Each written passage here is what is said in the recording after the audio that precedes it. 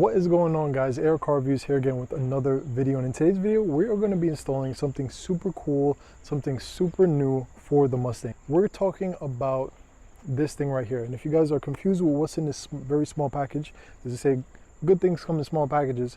We're going to be installing a heads-up display for our Mustang. Now, just a couple things you need to know before you actually install this heads-up display. It's only compatible right now with the Dynavin D9 Head unit. So if you guys haven't seen my last video where I installed the Dynavin D9 Head unit, go check that out. You can still get $50 off, or I believe it was $50 off of the purchase of the head unit, which makes a pretty significant dent in the cost because it is kind of pricey, but trust me, it is worth it. I will be doing an update on that head unit coming up shortly, but this is only compatible with that head unit. So let's open it out, test it out, see what's in it, and hopefully it's worth it. I'll let you guys know. Okay, so here's the box. Again, this company is Dynavin.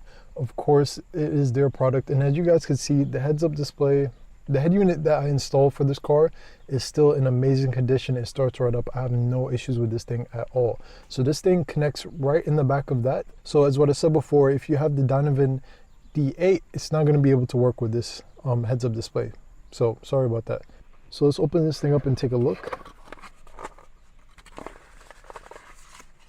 So it is a very, very small box. Right off the bat, I'm pretty sure this is the display unit.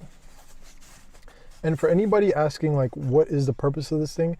It's just really nice to be able to have it, you know, you can display your speed, which is one of the major reasons why I wanted this thing. Because as you guys could tell, in this car, there's no digital speedometer. Like, I don't even think if you upgraded and got the premium gauge cluster, you would have an option for a speedometer. So there's two places you can put it. One place is like right here. You can bend it back like this. You can have it set like this, which I think is a pretty good view. Or you could put it like on that right here like this. And then literally that's like heads up. I think the cable will be a little bit more in this way, whereas this is a little more out of the way. And I think I kind of like this way. I'm not going to show you guys the full installation for this thing, taking it apart and doing that. I've already linked a video above. So basically we just need to get to the back of this head unit to attach the connector and then wire it through. I'm guessing maybe right from here all the way across right here up here, and then put it right here where it's gonna stop for the time being. So we just need to get to the back of here. If you guys need help with that, I'll put a link to my video before I actually installed this head unit, which is a lot harder to do. If you just need to get behind this, just install this, it should be easy. 1, 2, 3.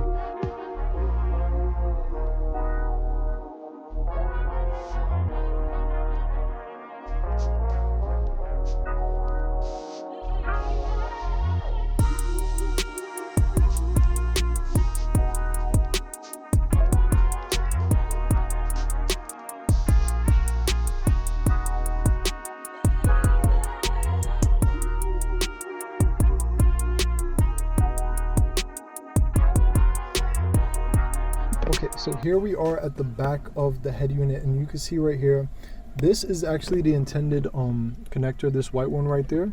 That's actually the one that we're supposed to be using for the head unit, or for the heads-up display. But it's actually also used for the camera as well. You can see right here they have ground, they have camera power. This is for the reverse camera, which I do intend on installing actually right after this. Not after this, I'm not that good with wiring, so I'm probably just going to try to get some help from someone that knows what they're doing. But it's so intuitive that they actually gave you another kind of like extension to actually input all the stuff that you need. So right here we can input for the heads-up display, and it should snap right in. Sorry, now you guys can see. So here's the connector that it gives you. So let me try to do this with one hand. All right, goes right in. Perfect. So now from here, this should have power. This is the cable, it should have power. And then from this having power, we plug it right into the heads-up display and it should work. So I think there's only one thing to do. We got to turn on the car and actually see if this is going to work right now. Be good.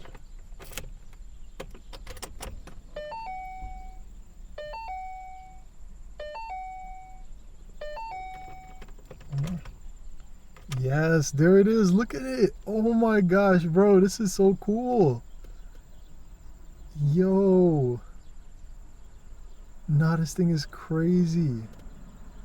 This thing is absolutely crazy. Look at these eyes. Okay, so we're gonna start up the car and see what it says, because this is my first time ever with a heads-up unit in any car. So, oh shoot, I don't have the gear shifter on. Matter of fact, before I accidentally put the car in a different gear, I'll leave it at that. But you guys will see, oh yes, look at that. The time, the date, everything, bro. This is so beautiful. So I'm trying to think of a good place to mount this. Duration, because right now it's showing up the wrong direction, but I don't think they want me to have it like this. So yeah, we're gonna see about it. It's not touchscreen, by the way, so just you guys wondering if it's touchscreen, it's not. You can see it just mimics what's going on in the car. So you can see right now I have like on Apple CarPlay, so it's not doing anything, but it's really cool. It shows you this, shows you that, and let's hook everything back up and see how it goes.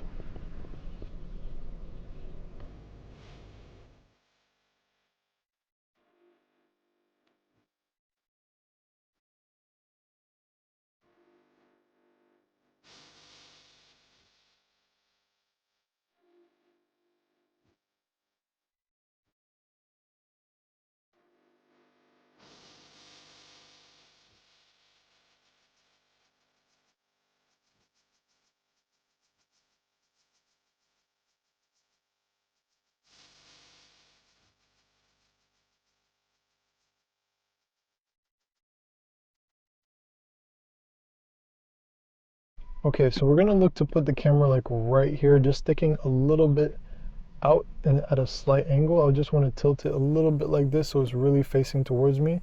I don't really have to look too far to see what I need to see. So I think right there would be perfect, exactly right there. Okay, that took way too long. Okay, we finally got the 3M tape sticker off, so now we're ready to paste it up against the glass. Just want to be sure of where I'm putting it. I think right there is good. Right there is perfect. Apply some force. Put it down. All right, and not really worrying about the cables and stuff like that. I'll fit them in at a later time. Right now, I'm worried about the functionality. I want to see this thing work. So let's start up the car and let's see how it looks. Okay, so if you guys look right here, obviously the heads-up display is flipped, but Dynavin thought of everything, which is another reason why you guys need to get the D9, because if you can't get the D9, you can't get this. Maybe you guys don't want it, but I think it's pretty darn cool. So as you guys can see, it's clearly flipped, but if you go all the way into the end of the menu, you can see right here we have a heads-up display option. Now before, this used to be grayed out, so you couldn't even click on it, but now you're able to click on it and it'll show you all the stuff that you're able to do with this head unit. So you could toggle it on or off. You could turn on the navigation, speed limitation, which is super cool, speed camera data, time and date, installation position, which is what we want right now. So we're gonna turn it to this way. Hey, there we go. That's so cool, bro. That's so cool. And it even has a brightness setting. I'm gonna turn it on auto just because I feel like this it's gonna know best, and it says auto run Dynaway. So that's basically gonna be Dynavin's like built-in integration navigation system, which I like, but I'm probably not gonna toggle that. I'm just more of a Google Maps, Waze kind of guy. So enough talking, let's get on the road and let's see how this thing drives. Let's go.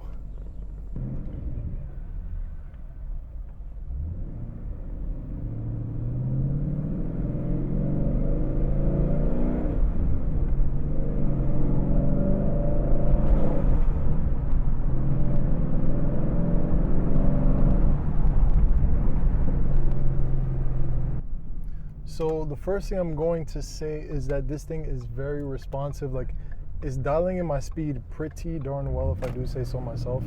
And it's just a good reading of my speed. Like, at first I was a little scared that it wasn't gonna be as accurate.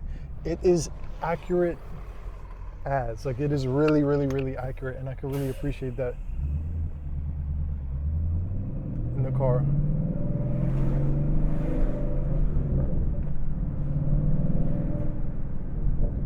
And this thing is just 30 bucks. Like, honestly, for me, it's like, if you're buying the D9, you kind of got to get this. Like, honestly, I'm not even going to lie to you. It's a little cool. It's a little gimmicky as well. Like, if you guys really don't think you're going to look at it or use it, I wouldn't get it. But honestly, for 30 bucks, having a heads-up display, I'll take that every time. As soon as I saw it, I wanted it. And the little like eyes that come on as soon as you start up the car, that's precious, man. That is precious right there. Okay, so I see it now. So it only... Nach 200 Metern die Ausfahrt nehmen. What did he say? 1,000 feet, keep right. This is in German. East on South Conduit Avenue, Port 89. I think I got my car bugging out or something like that, but Continue straight. right now it only works with... As of right now, it only works with the navigation system that is built into the system, which is currently speaking German to me right now because I never use it, but it is super intuitive, like it's working really, really well, I'm not gonna lie. So one thing we can do though is change the language, and I'll check back in with you guys after I do that. All right, so now we got Hannah in the car, so it should be a lot better. The navigation system is still telling me the right directions, but as I mentioned before, it's only going to work with Dynaway, which is Dynavin's built-in navigation system, which is kind of a bummer. Like, I would love if this thing really worked with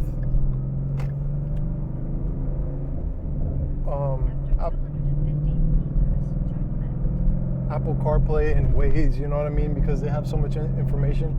But I understand why it's solely built into the Dynaway system, because it's Dynavin, you know what I'm saying? I think it would be a lot more intricate if they integrated it into Google Maps and stuff like that. But at the end of the day, it's a good thing to have. And honestly, I have no complaints. All right, guys. So basically, that is the head unit. It looks absolutely amazing. Now, I do have a couple gripes with it, and I think it's because it's a fairly new system. Now, it only works with Dynaway, which is Dynavin's navigation system. It is really nice. It's fairly responsive. I'm going to be very honest. I don't have a lot of track time with this. As in, I don't have a lot of time actually using it and going places with it, because most of the time I'll boot up my phone. I go exactly to Apple CarPlay and I use Google Maps or I use Waze. So to say I go to Nav and I know how this works, I really don't. But from first appearances, it's not a bad navigation system. It's a navigation system. You know what I mean? Like, it's only... it can be very, if it's bad, then you'll know it's bad from the jump, you know what I mean? And this is clearly a very nice and well-built navigation system. So I would say it's a good system. It connects to this, you know, it shows you the speed. I think there's a couple other things. I want to go through the list and see if I actually showed you guys everything that was on it. So yeah, it gives you the navigation, it gives you the speed limitation, it also gives you the speed limit. Whenever I was going faster than the speed limit, it would just show red. I think I showed you guys that as well. And it says auto run Dynaway. So I don't know what that means, but I'm guessing. All right, it says to display speed limitations and receive speed camera alerts on the heads-up display, Dynaway needs to be running either in the foreground or the background. Enabling the auto run Dynaway will make Dynaway run automatically when your driving exceeds 20 miles per hour. Oh, that's really cool. So at the same time, it doesn't seem like you have to use it. Like, if that's going on correctly, or if I read that correctly, it basically says as soon as you start up the car and you pass 20 miles per hour, it's going to start up Dynaway. So it'll give you the speed, it'll give you the directions if you're going to go somewhere, or, you know, something like that. But honestly, I'm just more or less used to that. But at the same time, you know, maybe I'll end up liking Dynaway a little more. I got to give it a try. If I never give it a try, I'll never know. But yeah, so that's been the video. If you guys like the heads-up display for my Mustang, I think it looks absolutely amazing. Like, look at that thing, bro. That thing is so beautiful. It's sitting off to the side right now. I don't even want to take the plastic off of it because it looks so nice, but it's a really nice high quality screen. I'm a little spazzed, you can't touch it, but I know if I touch it, it would definitely be damaged and dirty. And look, I literally pulled up to the mall and found another Mustang right here, bro. SN 197 Brothers. And I got a better thing. This is the California Special. He got some nice wheels on it too. I might get out later and show you guys some pictures of the car. Convertible too, man. That thing looking nice. I'm not gonna lie. It's looking real nice. That's how I want to have tints on my car. But yeah, that's been the video. If you guys liked the heads-up display and want to get one for yourself, again, you must have a Dynavin D9 head unit. you must for that exact same reason. It's probably not going to have the configurations in the home screen or the buttons to click for it. But who knows? Maybe you guys who have the D8 saw it and you know a configuration it could work with. I don't know.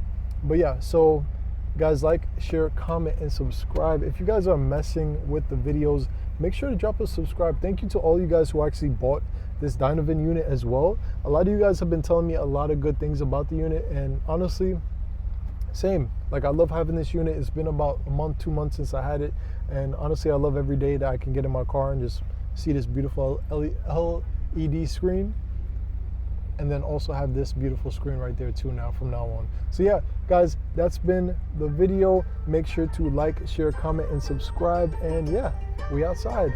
We are out.